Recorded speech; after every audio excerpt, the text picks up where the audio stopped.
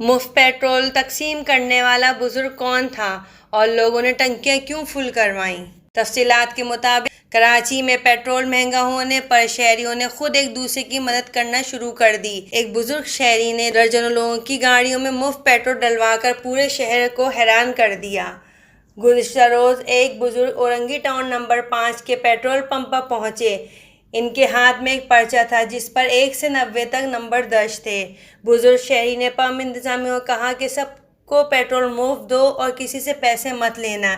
ایک ایک کر کے پرچے سے نمبر کاٹتے گئے اور 90 قریب غریب رکشہ اور بائیک سواروں میں فی کس 700 روپے کا پیٹرول ڈلوا کر رقم کی ادائیگی اپنی جیب سے کی۔ شہریوں نے بزرگ کی ویڈیو بنانے کی کوشش کی تو اس پر بھی لوگوں کو منع کرتے رہے۔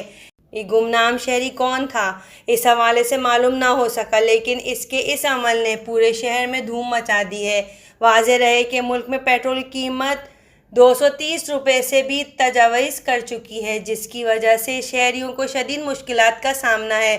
کراچی کے عوام میں پیٹرول مفت تقسیم کرنے کے اس عمل پر اس بزرگ شہری نے ایک مثال قائم کر دی۔ اگر آپ صاحب حیثیت ہیں تو لوگوں کی مدد کریں، تو ہم مل کر ہر مشکل کو شکست دے سکتے ہیں۔